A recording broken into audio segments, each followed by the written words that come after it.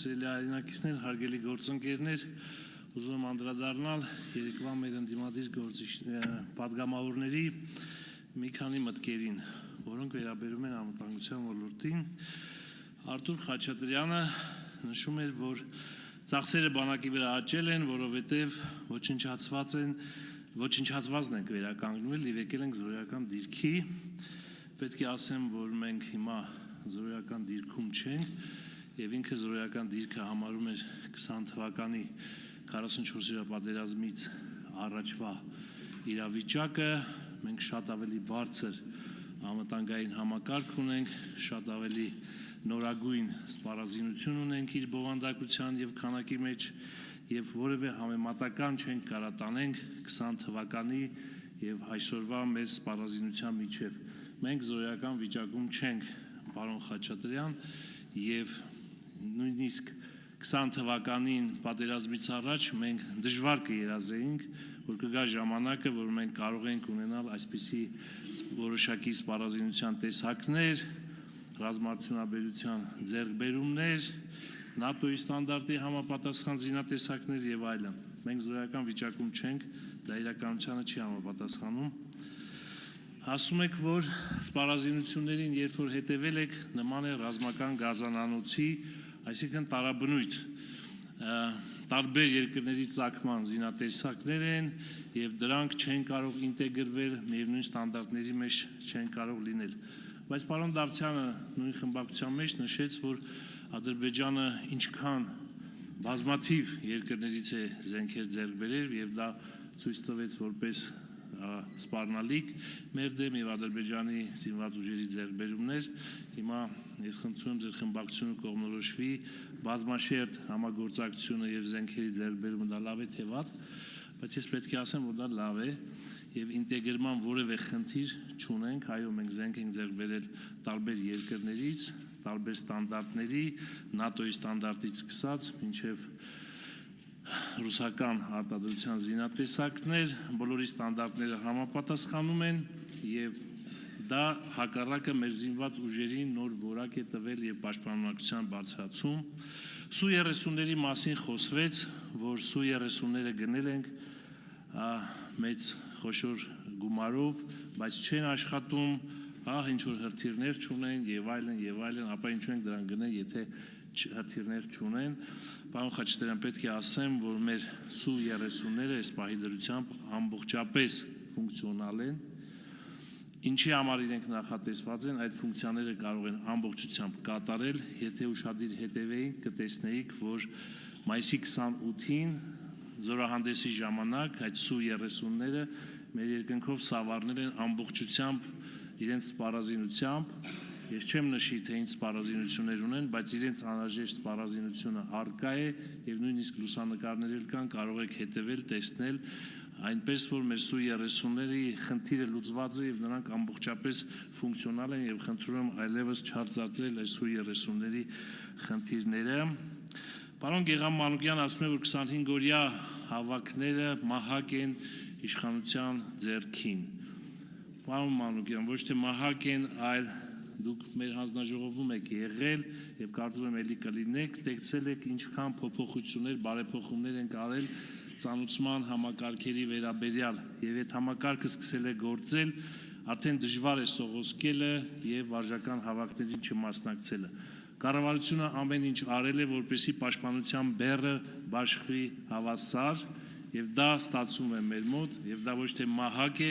այլ պաշտպանության բեռի հավասարապես բաշխում է։ Եվ ովքեր ունեն Հայաստանի Հանրապետության անձնագիր, նրանք պետք է մասնակցեն մեր Հայաստանի Հանրապետության պաշտպանությանն ու անվտանգությանը։ Պարոն Մանուկյան, նշում եք, որ տարի ու կես սահմանված մեր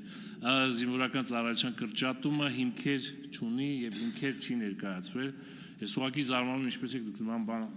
ասում, որովհետեւ տասնյակ անգամ երևի հիմնավորումները տվել ենք եւ առաջին անգամ հիմնավորումը տվել է պաշտպանության նախարարը եւ մի քանի անգամ թե հանրային, թե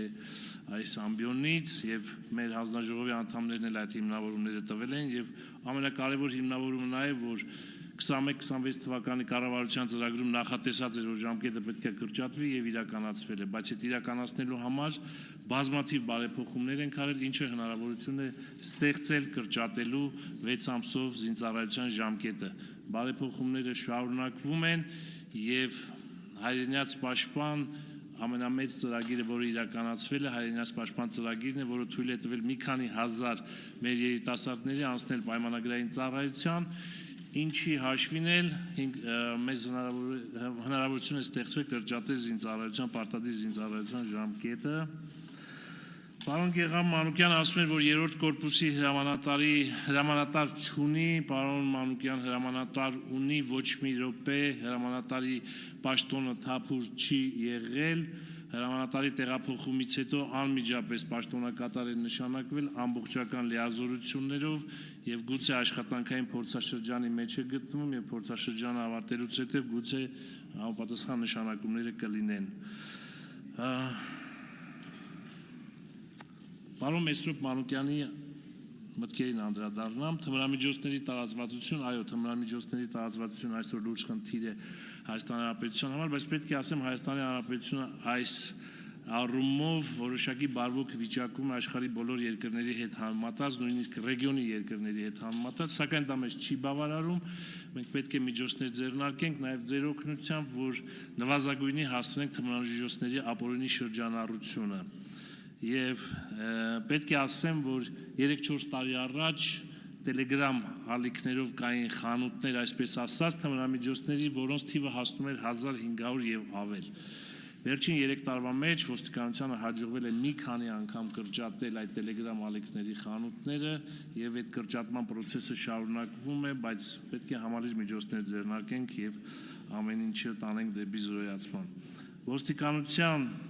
բերետները պետք է ծառայեն ժողովրդին, ոչ թե իշխանությանը։ Պարոն Մեսրոպ Մանուկյանի խոսքերն են, ուրեմն ոստիկանությունը ծառայում է օրենքին եւ իրականացնում է իր առջև դրած խնդիրները եւ ես չեմ կարծում, որ սա ճիշտ միտք է, տեսեք, այն ժողովրդի կողմից է ընտրվել այս իշխանությունը